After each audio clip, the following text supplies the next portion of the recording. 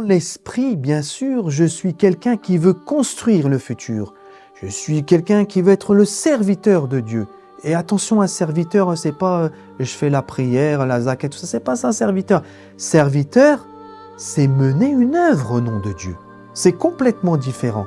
C'est servir son prophète aujourd'hui. Comment on sert le prophète aujourd'hui ?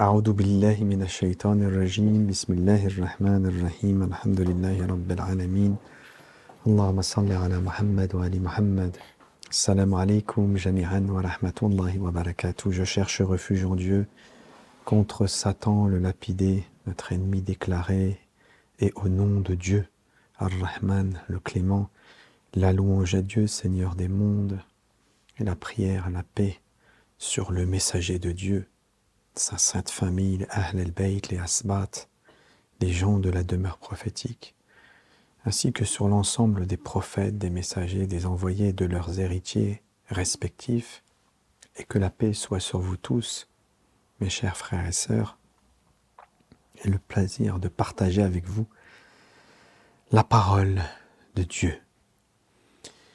J'aimerais revenir avec vous sur... revenir, non, parce que c'est un sujet que nous n'avons peut-être pas, ou tout au moins abordé sous cet angle-là. J'aimerais vous parler un peu de quelque chose que vous connaissez dans l'histoire. C'est l'histoire de Yahya, alayhi salam, et de Jésus, alayhi salam. Que la paix soit sur eux. L'un qui était venu confirmer l'autre. Et pourquoi ? Quelle est la subtilité qui se cache dans cette confirmation, dans cette certification, que l'un vient désigner l'autre en étant celui qui vient confirmer la nature extraordinaire d'un prophète. Mais avant de rentrer dans cette analyse, j'aimerais avec vous citer, bien sûr je vous citerai aussi un verset du Coran par rapport à ça.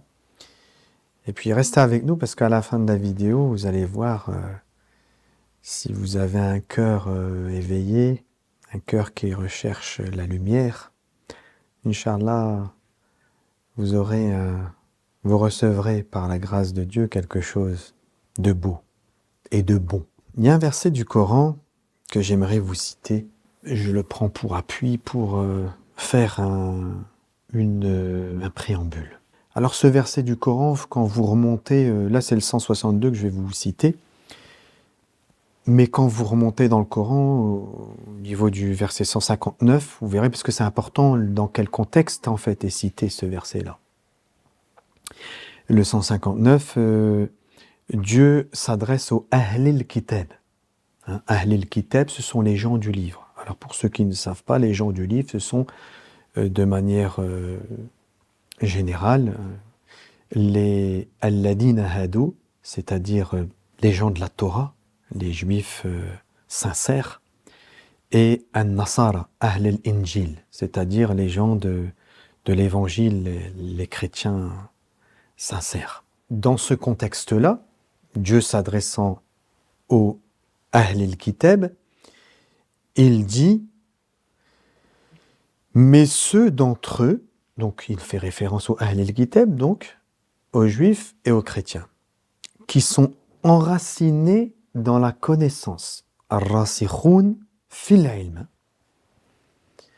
ainsi que les croyants ont foi à ce qu'on a fait descendre sur toi, c'est-à-dire le messager de Dieu, et ce qu'on a fait descendre avant toi, c'est-à-dire ce qu'ils sont eux. C'est-à-dire Ahl al-Injil et Ahl al-Tawrat, les gens de la Torah et les gens de l'Évangile. Et quant à ceux qui accomplissent, qui prient, et qui donnent la zakat, et croient en Dieu et au jour dernier, ceux-là, nous leur donnerons une énorme récompense. Ce verset du Coran, mes frères et mes sœurs, est important, bien sûr, comme tous les versets du Coran.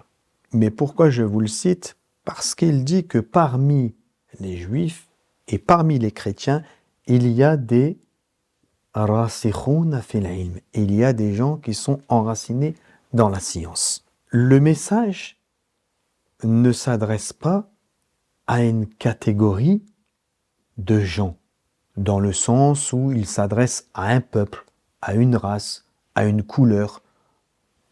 Non.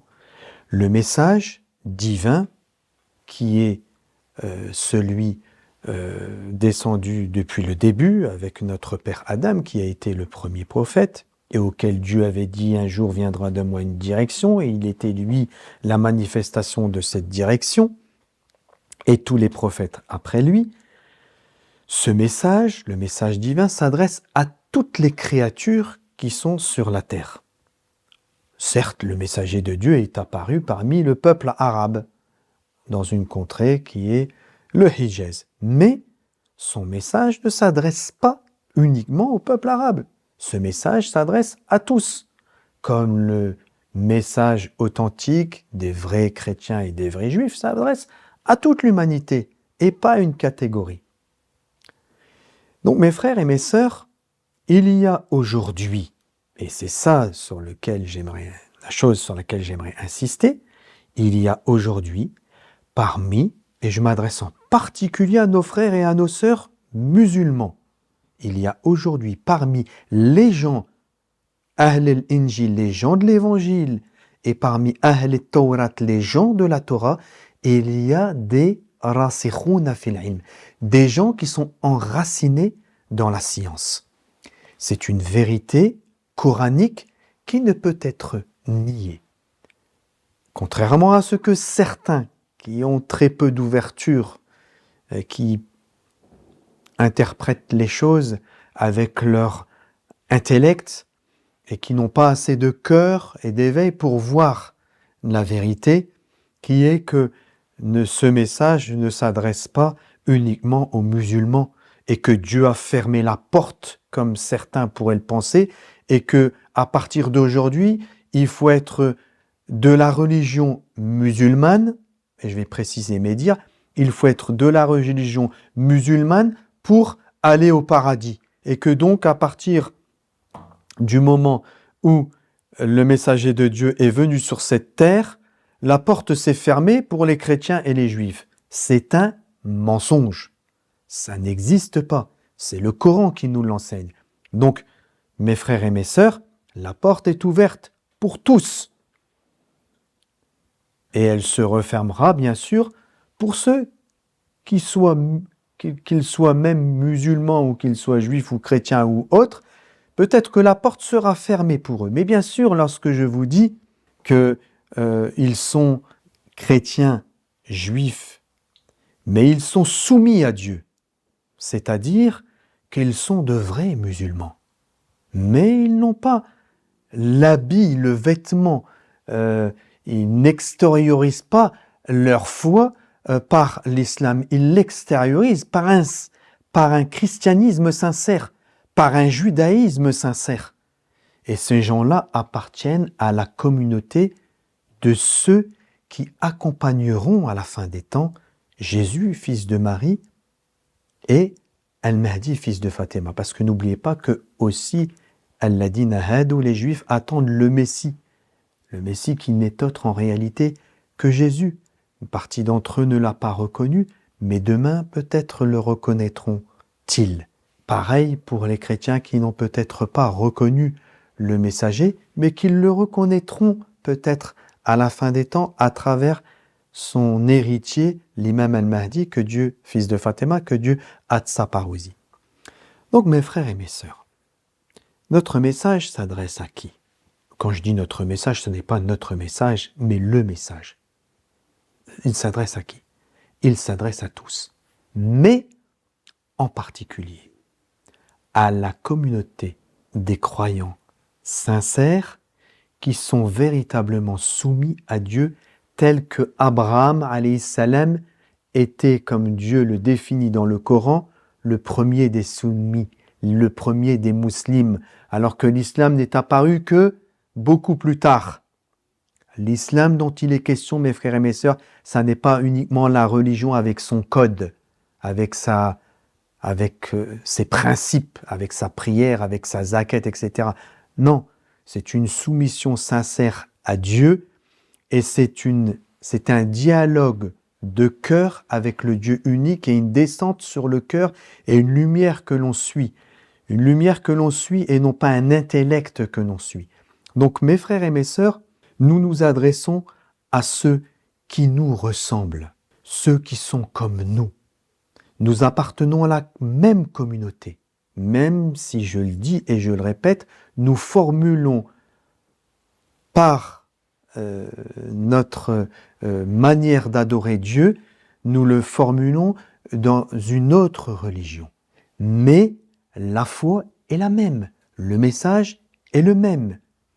Et c'est ce qui nous importe le plus, parce que nous devons préparer le terrain pour le futur qui était très proche. Le futur, c'est demain. Et le futur, c'est le retour de Jésus, fils de Marie, alayhi salam, et le futur, c'est le retour du Mahdi, fils de Fatima, alayhi salam.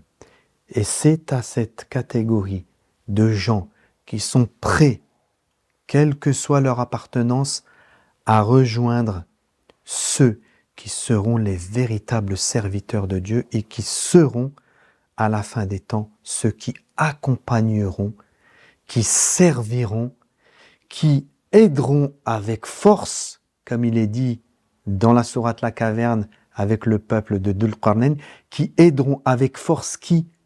Eh bien, ceux qui doivent revenir et en qui nous avons la foi et qui, par la science que Dieu fait descendre aujourd'hui sur les véritables croyants, nous le rendent, ou nous les rendent, les deux, nous les rendent présents.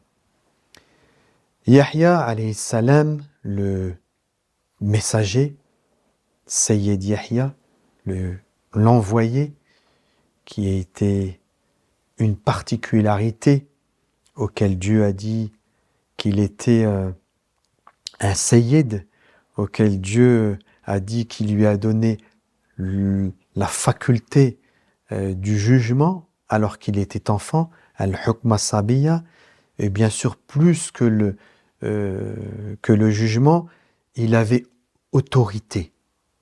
Autorité tout d'abord bien sûr sur son âme, la maîtrise de son âme, mais autorité parce que lorsqu'on a la maîtrise de notre âme, alors nous avons l'autorité pour parler, pour divulguer la parole. Yahya alayhi salam a une histoire extraordinaire qui est relatée dans le livre de Dieu. Et il y a une particularité sur laquelle j'aimerais revenir par rapport à ce prophète béni Yahya. Mais avant de revenir à Yahya, j'aimerais, mes frères et mes sœurs, que vous n'oubliez pas le sujet que nous avons évoqué sur les deux lignées. La lignée de Ismaël et la lignée de Isaac. C'est important de le comprendre, c'est important de les prendre en considération et c'est important de les identifier parce que à la fin des temps, c'est le concours de ces deux lignées qui va parachever l'histoire de l'homme. Nous avons une lignée qui est celle d'Isaac et qui va donner Jacob, Yosef, Jésus, Mariam avant, etc., etc. Toute cette lignée qui est décrite dans le livre. Et nous avons une lignée qui est celle de Ismaël et qui revient, qui s'est un petit peu, entre guillemets, interrompue, puisque Dieu a fait sortir tous les prophètes dans la lignée de Isaac, et il n'y a eu aucun prophète quasiment dans la lignée de Ismaël jusqu'à notre prophète bien-aimé, qui est le messager de Dieu et qui est descendant de Ismaël alayhi salam. Ça veut dire qu'à la fin des temps, la conjecture, ou plutôt la convergence, plutôt le mot est plus juste, la convergence de ces deux lignées qui va mener, c'est à travers la convergence de ces deux lignées que l'œuvre parfaite va être menée à travers ces deux personnalités qui sont Jésus, puisque Jésus alayhi salam est descendant de Imran, donc descendant de Ishaq, alayhi salam, et le Mahdi, alayhi salam, que Dieu a de sa parousie, qui est le descendant du prophète Mohammed, qui lui-même est le descendant de Ismaël. Ces deux lignées qui se rejoignent à la fin des temps. Ayez ça en mémoire, parce que je reviendrai à la fin sur cette histoire, et surtout avec ce que je viens de vous dire, avec deux versets du Coran, ce verset du Coran qui parle des Juifs et des chrétiens, et de cette unité de croyants qui peuvent appartenir à toutes ces dimensions-là, et qui sont réunis à la fin des temps. Parce que quelque part, c'est la lignée des Juifs et des chrétiens qui revient avec la lignée du messager de Dieu, et donc des musulmans, et qui forment un tawhid. Mais je reviens sur Yahya alayhi salam. Yahya est extraordinaire parce qu'il est à l'image de Jésus alayhi salam un peu. Dieu dit de lui, de Jésus, quand il le décrit dans le livre, il dit que la paix soit sur moi. C'est Jésus qui dit ça, c'est Dieu qui le dit dans le livre, et c'est Jésus qui parle, ou Dieu fait parler Jésus. Que la paix soit sur moi le jour où je suis né, le jour où je naquis, le jour où je vais mourir, et le jour où je vais ressusciter. Et il y a exactement le même verset à une différence près pour Yahya alayhi salam. Et lui, c'est dit en ces termes, toujours dans le Coran, que la paix soit sur lui, le jour où il naquit, le jour où il va revenir, plutôt où il va mourir, et le jour où il va ressusciter. Vous savez que Jésus n'est pas mort, il est vivant. Alors, même s'il y a une petite différence avec nos frères, j'aimerais dire un mot quand même là-dessus, avec mes frères et mes sœurs de la grande famille du christianisme, les gens de l'évangile, même si nous disons que c'est vrai, le Coran dit que on leur a fait croire que c'était Jésus qui est mort. Mais vous, mes frères et sœurs, vous dites que il est décédé, mais que 3 jours après, il a ressuscité. Donc, il est vivant. Donc, on reste toujours dans Jésus vivant. Et nous croyons, vous et moi, que Jésus, ou vous et nous, que Jésus est vivant. Et Yahya, il est aussi vivant. Et c'est le Coran qui en atteste. Pourquoi ? Parce que lorsque Dieu parle dans le Coran, il parle de Yahya et il parle de Jésus, il ne dit pas le jour où ils sont morts. Il dit le jour où Alors, il le dit à la 3e personne du singulier pour Yahya, c'est-à-dire le jour où il va mourir. Donc, ça veut dire qu'il n'est pas mort. Et pour Jésus, le jour où je vais mourir. Donc, ça veut dire qu'il n'est pas mort non plus. Ils sont vivants et pour, bien sûr, être encore aujourd'hui une guidance pour chacun d'entre nous. D'un monde dans lequel ils vivent et que théoriquement, si nous sommes des fidèles serviteurs de Dieu, nous appartenons à ce monde, nous devons appartenir à ce monde, ou nous devons au moins, au minimum, avoir un lien avec ce monde. Alors mes frères et mes sœurs, il est question bien sûr de Yahya et de cette confirmation. Vous connaissez, c'est connu dans le christianisme, c'est connu dans l'islam, enfin tout le monde, dans l'histoire de manière générale, on sait que, historiquement parlant, Yahya est venu confirmer Jésus, alayhi salam. Et c'est de ça que j'aimerais un peu parler avec vous. Parce que comme je vous l'ai dit, le message s'adresse à ceux qui sont comme nous, à ceux qui nous ressemblent. Pour nos frères et nos sœurs chiites, n'oubliez pas l'imam Ali, alayhi salam, ce qu'il a dit lorsqu'il parlait à Komeil, et qu'il décrit les Rabbaniyoun, c'est-à-dire les gens auxquels nous devons tout faire pour appartenir à cette catégorie, parce que c'est la meilleure des catégories. Il les décrit en disant qu'ils sont des gens dont l'exemple est dans les cœurs de ceux qui leur ressemblent.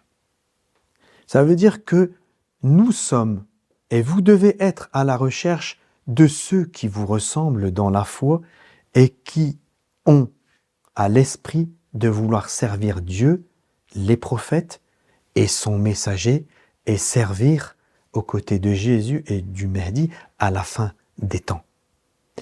Et à partir de là, mes frères et mes sœurs, vous comprendrez que nous nous adressons à une catégorie des gens qui ont un degré supérieur dans la foi. Vous savez, Dieu, il dit dans son saint livre, dans la sourate La Caverne, en décrivant ces chevaliers, je les décris comme des chevaliers parce que c'est le mot qui est employé pour ces chevaliers qui se sont détachés du monde auquel ils appartenaient et qui sont entrés dans la caverne. Et que Dieu dit, et nous avons ajouté à leur foi, à leur direction qu'ils avaient pris, une direction. Wazidna lahum hudan. Et nous avons encore augmenté d'un niveau la guidance. C'est cette guidance que nous recherchons. Et dans cette voie de la guidance, cette voie du cœur à laquelle nous appelons tous les hommes, Dieu ne parle pas à l'intellect. Dieu parle au cœur des hommes. Nous recherchons les gens qui ont l'éveil du cœur et qui sont capables de recevoir la lumière de Dieu. Parce que c'est le concours de tous ces gens-là qui va permettre de faire un édifice qui sera celui d'une forteresse, qui sera celui de Dhul Qarnayn, qui sera celui de ceux qui ont demandé de l'aide à Dhul Qarnayn parce qu'ils en ont besoin pour se protéger de Gog et de Magog et se protéger des peuples qui sont, je ne vais pas dire incrédules, mais qui sont méchants. Ceux qui encourent la colère de Dieu, ceux qui sont hypocrites. Et nous les connaissons, et nous les voyons tous les jours. Et dans cet esprit, mes frères et mes sœurs, lorsque nous empruntons ce chemin de la voie du cœur, de l'inspiration et de la révélation qui est vivante, de la révélation qui se poursuit, de la révélation dont nous n'avons jamais été détachés en définitive.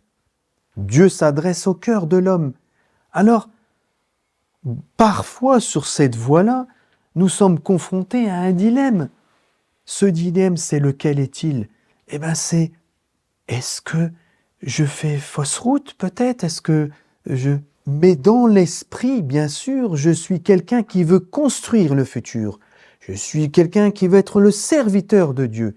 Et attention, un serviteur, c'est pas je fais la prière, la zakat, tout ça, c'est pas ça un serviteur. Serviteur, c'est mener une œuvre au nom de Dieu. C'est complètement différent. C'est servir son prophète aujourd'hui. Comment on sert le prophète aujourd'hui? C'est pas seulement que je fais ma prière, etc. Non, servir l'islam, servir son prophète, c'est autre chose. Et être son serviteur, dans cette voie-là, on a besoin que Dieu il nous inspire. On a besoin que Dieu nous donne des choses. Comme nous sommes, nous, gouvernés par les lois de la réflexion et de l'intellect, eh bien, l'inspiration, lorsque nous la recevons, lorsque nous la ressentons, lorsque nous la vivons, nous avons notre intellect qui vient nous suggérer certaines choses, nous faire croire que ceci est faux, nous faire croire que ceci n'est pas réel.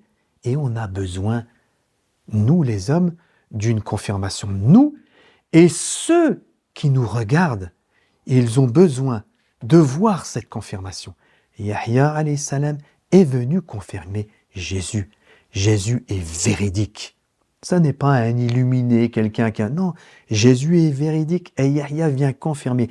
Parce qu'ils appartiennent au même monde. Mathaluhu, c'est celui qui lui ressemble. Jésus ressemble à Yahya, Yahya ressemble à Jésus. Et nous, aujourd'hui, si nous sommes sur la voie de ces gens-là, alors nous leur ressemblons. Et eux, ils nous ressemblent. Et c'est cette confirmation dont tout homme qui recherche l'inspiration a besoin dans sa vie pour pouvoir avancer. Une fois qu'il a cette confirmation-là, alors il a plus de certitude et il peut marcher raffermi les pas sur la terre. Mais bien sûr, nous avons besoin à chaque fois. Et nous la demandons à Dieu. Nous avons besoin de cette confirmation. Nous avons besoin d'être confirmés. Alors, j'aimerais revenir avec vous avec un verset du Coran parce que c'est vraiment la chose la plus belle que j'ai à vous dire aujourd'hui. Bien sûr, ça n'est qu'un préambule. Et il y a encore beaucoup de choses à découvrir, beaucoup de choses à goûter, beaucoup de choses à se délecter. Mais je vais vous citer ce verset du Coran. Et quand Jésus, fils de Marie, dit « Ô enfants d'Israël, je suis vraiment le messager de Dieu. À vous, confirmateur, ta'kid, confirmateur, bien confirmé de ce qui est dans la Torah et antérieur à moi et annonciateur d'un messager à venir après moi dont le nom sera Ahmed. Puis quand celui-ci vint à eux avec des preuves évidentes, ils dirent « c'est là une magie manifeste ». Alors un jour, Inch'Allah, avec la permission de Dieu, avec les frères, lorsque nous aurons bien goûté à ce sujet-là, nous vous parlerons peut-être de pourquoi à la fin de ce verset, ils disent là, c'est là une magie manifeste. Et pourquoi les messagers, ou une partie d'entre eux, ou la majorité des messagers, ont été qualifiés de magiciens.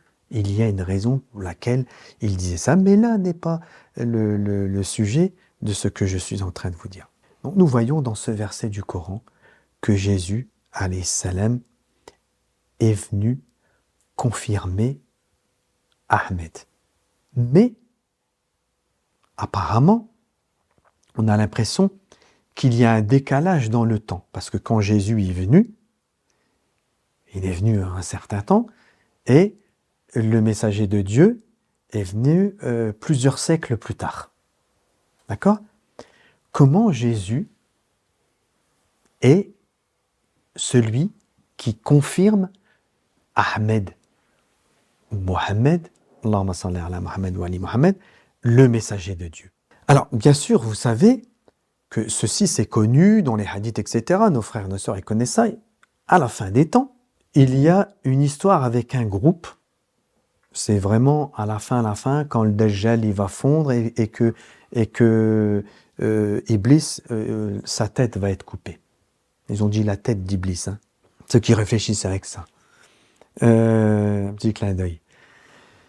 Et donc c'est connu, ils seront dans une mosquée, à Shem, et il y aura là Jésus, fils de Marie, et il y aura là Al-Mahdi, fils de Fatima, et un groupe de leurs compagnons, de ceux qui sont avec eux.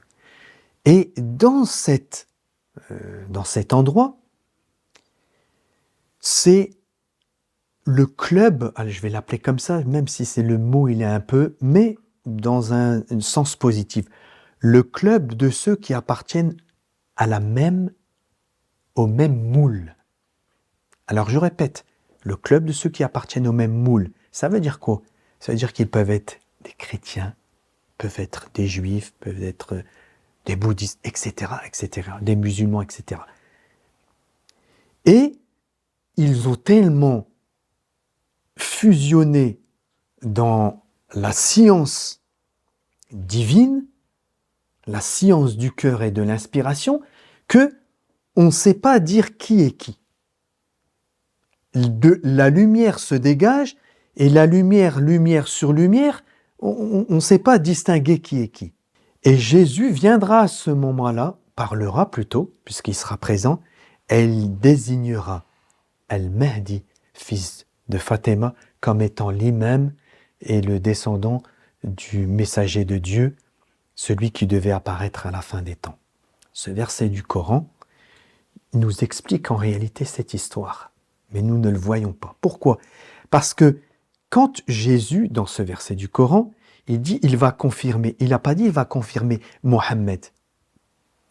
Il a dit il va confirmer Ahmed. Et Ahmed, sa traduction, c'est Henri Corbin qui a fait un travail magnifique et il lui a donné une traduction mais en grec. Et c'est Parakletos. Ahmed signifie en grec Parakletos, celui qui vient parachever, qui vient à la fin. Le Parakletos, c'est le Mahdi, fils de Fatima, c'est-à-dire le descendant du messager de Dieu, c'est-à-dire celui qui vient au nom du messager de Dieu, Mohammed Ahmed. Donc Jésus, en réalité, c'est pas en son temps qu'il est venu confirmer Ahmed. Il vient confirmer à la fin des temps que Al-Mahdi, fils de Fatima, qui est Ahmed, qui est Mohammed, est la vérité descendue de Dieu sur cette terre. Il vient confirmer. Donc mes frères et mes sœurs, nous voulions partager cette analyse avec vous parce qu'il est capital d'avancer sur une voie stable. Nous ne sommes pas des gens qui ne savent pas où ils vont. Et Dieu Tout-Puissant, lorsqu'il a fait descendre son livre, il le fait descendre avec la lumière, il l'a fait descendre avec les confirmations, il l'a fait descendre avec tout, comment je dirais ça? Vous savez, c'est comme celui qui part en guerre, il a tout un arsenal, si je puis dire, qui fait partie de... Eh bien, le Dieu Tout-Puissant qui a fait descendre le livre, a fait descendre avec le livre tout l'arsenal nécessaire pour que la révélation soit claire et nous puissions la recevoir dans notre cœur et que nous puissions être dans la certitude de ce que Dieu fait descendre. Parce que sinon, nous serions les premiers à dire « Eh oh, on divague, hein !» Non, nous ne divaguons pas si nous sommes de ceux qui recherchent par la grâce de Dieu la personne, l'homme qui viendra confirmer que c'est la voie à suivre, que c'est la vérité descendue de Dieu, que c'est l'inspiration de Dieu, etc., etc. Tout ceci pour apporter à chacun d'entre nous une force et un courage et de prendre les choses avec force. Et si je peux conclure ainsi, parce que nous avions parlé de Yahya, alayhi salam, et auquel on a dit exactement Yahya khud al-kitab bi quwwa, mes frères et mes sœurs, c'est ça. Et donc c'est Yahya prend le livre avec force, c'est pour nous. Nous devons prendre le livre avec force. C'est pas on l'a pris à demi-mesure, on ne sait pas où on va, on n'a pas de confirmation, on est un peu dans le brouillard. Non, non, non, non, non. On a la confirmation et les preuves, et le bayinat que Dieu fait descendre. Dieu nous confirme si nous sommes sur la bonne voie. Bien sûr, ça s'adresse aux croyants, bien sûr, ça s'adresse à ceux qui désirent être les serviteurs de Dieu. Ça s'adresse à ceux qui veulent, Inch'Allah, être les compagnons, ou tout au moins les compagnons des compagnons de Jésus, fils de Marie, et du Mahdi, fils de Fatima.